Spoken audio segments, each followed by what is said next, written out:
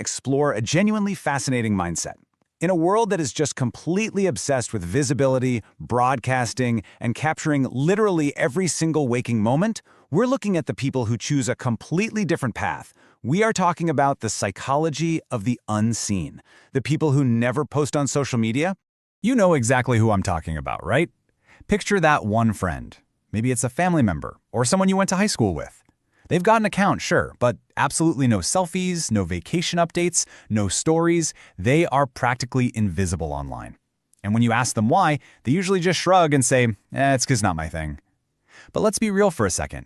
In our hyper-connected world where sharing honestly feels like a requirement just for existing, why do they actually choose to completely disappear from the feed? Well, our knee-jerk assumptions are usually pretty negative. When someone is digitally silent, we instantly wonder, are they depressed? Are they hiding something, or are they just incredibly antisocial? But as we synthesize the psychological research and data today, we're going to completely flip that script.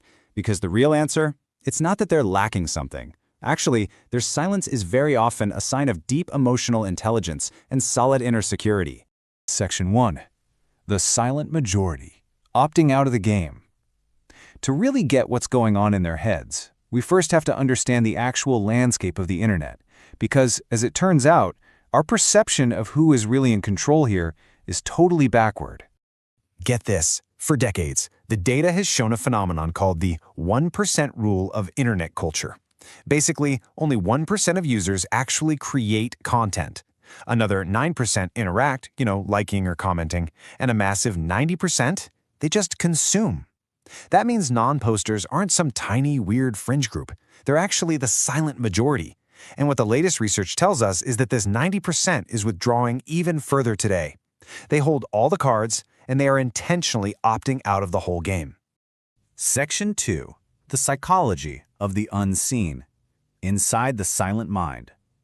So what's actually happening inside the minds of this silent majority? Let's dive into the core psychological concepts that drive these folks to protect their peace and keep their lives entirely off the grid. To figure out why people don't post, we kind of have to look at why people do post. Psychologists point to this concept called impression management. It's basically this deeply human psychological need to control how other people perceive us. Every perfectly framed photo, every aesthetic meal, every clever little caption, it's all a carefully constructed signal to the world about who we are. We curate an identity to get validation. Well, the people who don't post, they have completely and usually very consciously opted out of this exact system. Researchers have found that these non-posters generally fall into 3 distinct psychological profiles. The first group is driven by a really high need for privacy and autonomy. For them, posting doesn't feel like sharing, it feels like unearned exposure. Now, the second profile is driven by social anxiety. The vulnerability of sharing and being judged by an algorithm, that's a risk their nervous system just flat out rejects. But the third profile, this one, is perhaps the most evolved. It's about autonomy from external validation. These are people whose self-esteem is so totally secure, they simply do not need a crowd to validate their experiences. Their happiness is entirely an inside job. And this desire for autonomy ties directly into our motivations. Back in the early days of social media, sharing was largely intrinsic, right? You shared a goofy photo because it genuinely connected you with your family. But today, the landscape forces extrinsic motivation. It's totally performative. We strip away our real individuality for external rewards, like likes and reach, or just to avoid being seen as cringe. The non-poster clearly sees this shift from authentic expression to pure performance, and they just refuse to perform. Which brings us to Section 3, the photographer's paradox, capturing versus living. This is a massive philosophical and societal trap that, honestly, we've all fallen into without even realizing it. We really need to talk about how capturing our lives is actively changing how we live them. Let me ask you this directly. Have you ever been at an amazing concert or a really fun dinner, you take a quick photo, and right as you go to hit post, you feel this weird physiological ache in your stomach? Just a tiny little voice asking, wait, why am I doing this? A lot of people just push past that ache and post it anyway. But the non-poster, they listen to that twist in their stomach. They put their phone away and they completely reclaim the moment. Psychologists actually call this the photographer's paradox. It's wild. Picture being at an event you absolutely love. Your soul is totally in tune with the music. But then you realize you haven't taken a picture yet, and suddenly, you're burdened. You are now both the observer and the performer. The sheer compulsion to prove to some imaginary audience that you had a good time literally ruins your ability to be present. Non-posters bypass this cognitive dissonance entirely. They prioritize the actual experience way over the outward appearance. Section 4. The crystallized self. Rigid digital personas. Let's look at what all this online performance actually does to our personalities over time. Because social media doesn't just ask us to share, it forces us into these really rigid, restrictive boxes. There's a stark contrast between what's called the crystallized self and the fluid identity. When you post consistently online, you carve out a niche. Your audience starts to build expectations. And over time, you become a crystallized self, basically a fragile, predictable brand. And if you dare to deviate from it, it's seen as a betrayal. I mean, think about why A-list actors like Jennifer Lawrence completely avoid social media. Their job requires them to be a blank slate, not a crystallized brand. Out in the real world, human identity is wonderfully fluid and adaptable.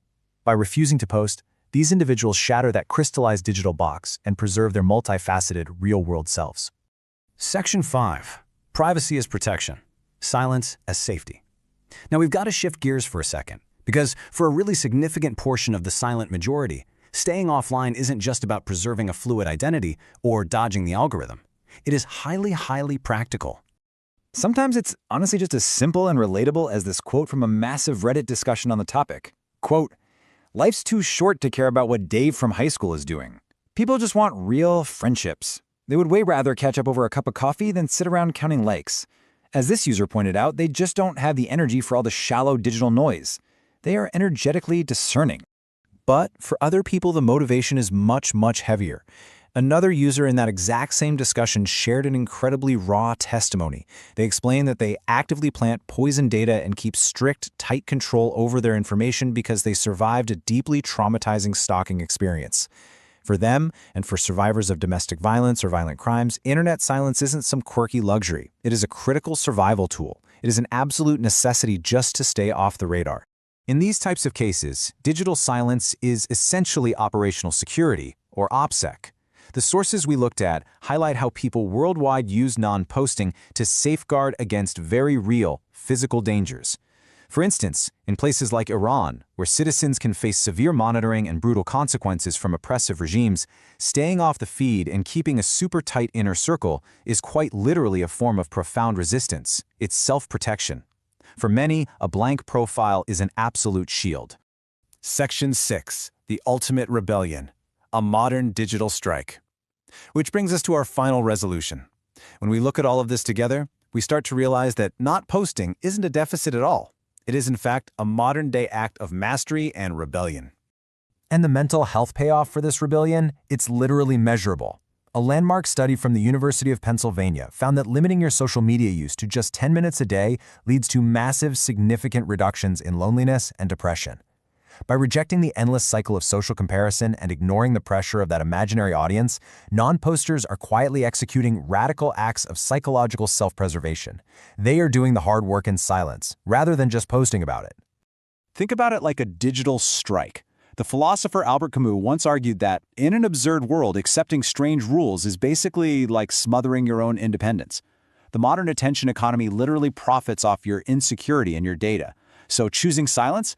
That's effectively a digital strike. It's modern-day activism. By stepping away, they stop feeding the algorithmic machine that harvests our memories and spews back this crude, warped version of our desires. They choose to remain unmeasured, uncaptured, and beautifully unprofitable. So, here's the final thought I want to leave you with at the end of this explainer. If you have ever kept a really precious moment entirely to yourself, please don't feel like you're just fading into the background. You absolutely don't need to be loud to be powerful. In a world that is absolutely desperate to mine every single second of your existence, is the truest version of you the one that can't be used?